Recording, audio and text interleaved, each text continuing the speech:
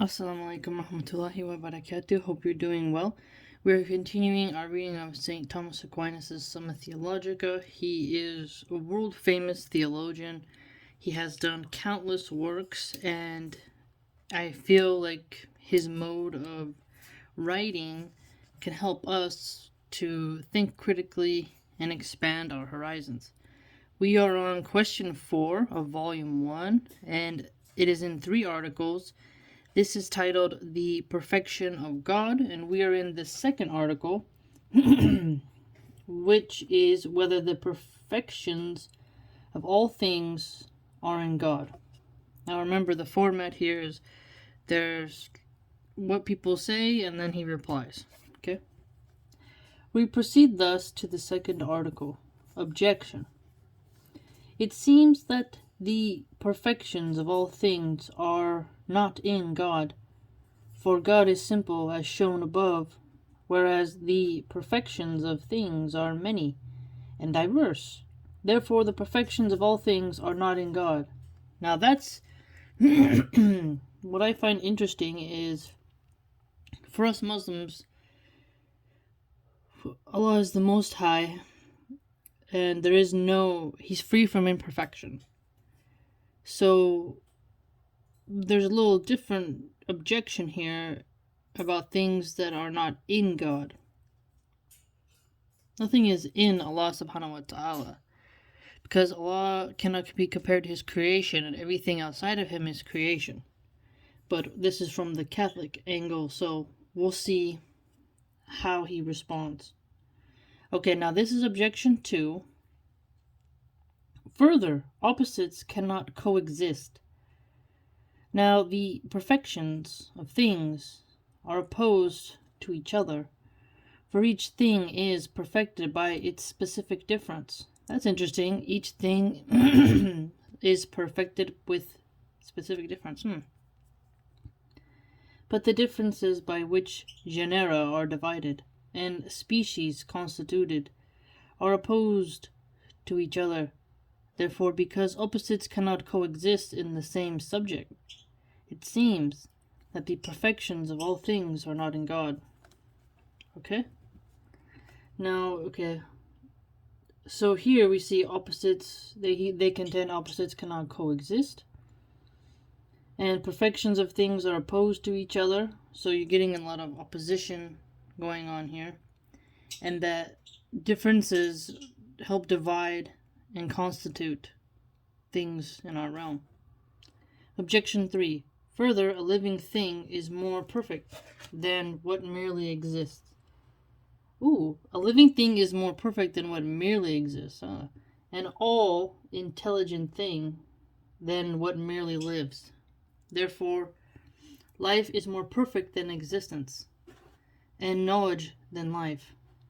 But the essence of God is existence itself. Look at that. The essence of God is existence itself. Wow.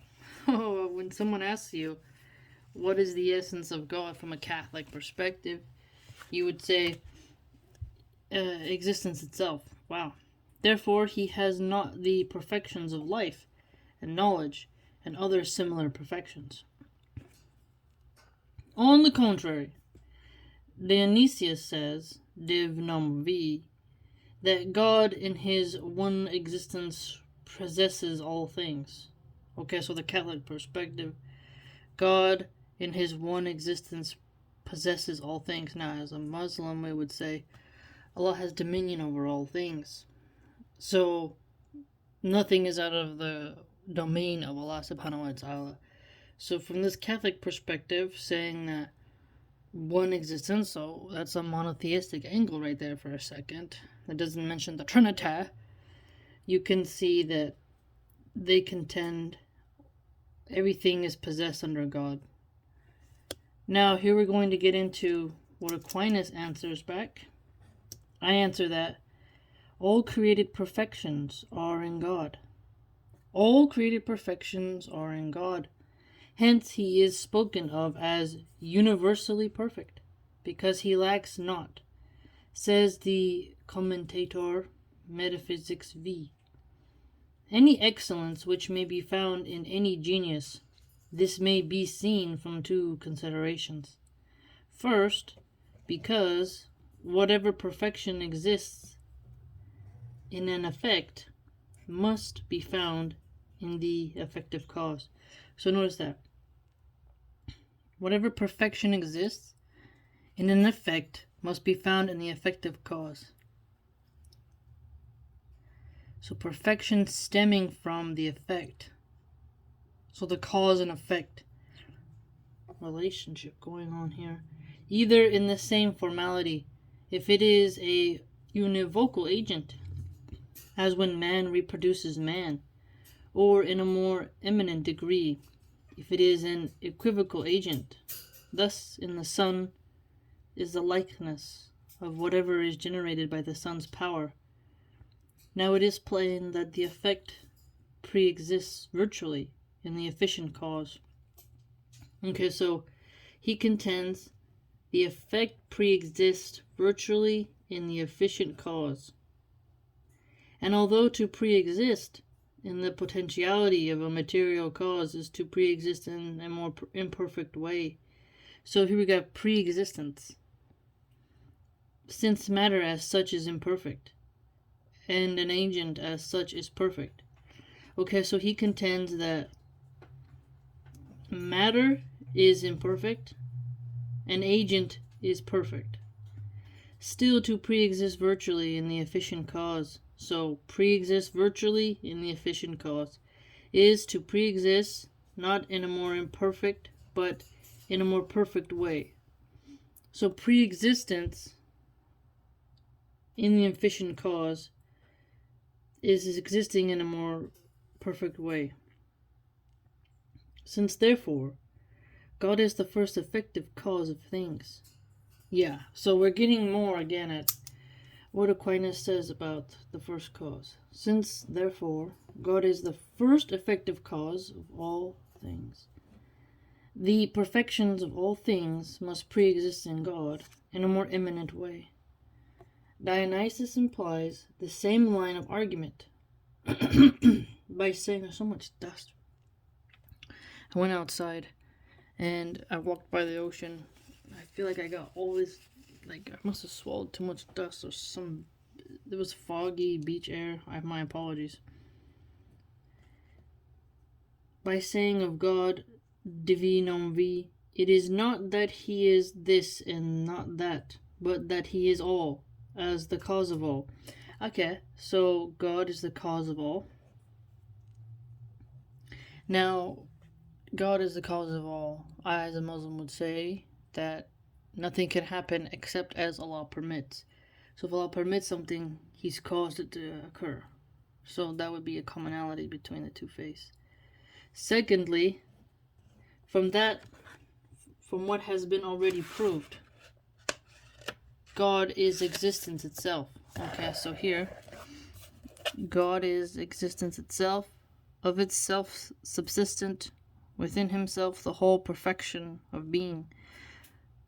Okay, so consequently he must contain within himself the whole perfection of being. So, according to the Catholic view of Aquinas, God contains the whole perfection of being. For it is clear that if some hot thing has not the whole perfection of heat, this is because heat is not participated in its full perfection. But if this heat were self-subsisting, nothing of virtue of heat would be wanting to it. Oh, that's self-subsisting. Oh, self-subsisting, so be wanting. So if you're self-subsisting, you want of nothing. For us, Allah Subhanahu is self-subsisting and eternal as well. Since therefore God is subsisting being itself, nothing of the perfection of being can be wanting in him. Yes, for us Muslims as well, Allah Subhanahu is lacking in nothing. It's perfection. So a Catholic view would be that God is perfect. Now all created perfections are included in the perfection of being, for things are perfect precisely so far as they have being after some fashion. It follows, therefore, that the perfection of no one thing is wanting to God. This line of argument, too, is implied by Dionysius, when he says that God exists not in any single mode, but embraces all being within himself, absolutely, without limitation, uniformly, and afterwards he adds, he is the very existence to subsisting things. Okay, so according to Catholics, he is the very existence to subsisting things, without limitation, uniformly, and absolute. Okay, now let's get into this. Reply to objection 1. Even as the sun, as Dionysius remarks, while remaining one and shining uniformly, contains within itself first, and uniformly, the substances of sensible things, and many and diverse qualities, a fortiori, should all things in a kind of natural unity pre-exist in the cause of all things, and thus things diverse and in themselves opposed to each other pre-exist in God as one, without injury to his simplicity. So the simplicity of God, things pre-existing in God, you notice that, as one. Reply objection 3. The same Dionysius says that although existence is more perfect than life, and life than wisdom, if they are considered as distinguished in idea, nevertheless a living thing is more perfect than what merely exists. Now this is interesting. Living thing versus what merely exists. It's almost like it's getting at like the purpose of life and how engaged you are in consciousness, instead of just drifting about. Like the consciousness of a jaguar versus that of a jellyfish. Merely exists, that jellyfish, but the living that participates more actively and isn't just passively receiving in this realm seems to be living more, and that seems to be more perfect. Because living things also exist, and intelligent things both exist and live. So here we have living things and then intelligent things. Although therefore our existence does not include life and wisdom, because that which participates in existence need not participate in every mode of existence. Nevertheless, God's existence includes in itself life and wisdom, because nothing of the perfection of being can be wanting to him who is subsisting being itself. So, wisdom and life, that's more closer to the perfection, because you're not merely existing. And since all wisdom is found in God, therefore God is not wanting, and if God is not wanting, that would mean perfection is with God. Very interesting. Very interesting. Very complex, I have to say as well. Pre-existing in God is one, his simplicity, without limitation, uniformly. He is the very existence to subsisting things. Because whatever perfection exists in an effect must be found in the effective cause, and that it is plain that the effect pre-exists virtually in the efficient causes. So we're getting a lot of the efficient causes here. And remember, the second article contended whether the perfection of all things are in God. Really, really intense. Really intense. Nothing of perfection is lacking in God. God wants of nothing. So, if you want of nothing, you are therefore perfect, and therefore God is perfect. It's perfection. Everything that has a potentiality maybe wants to be perfect.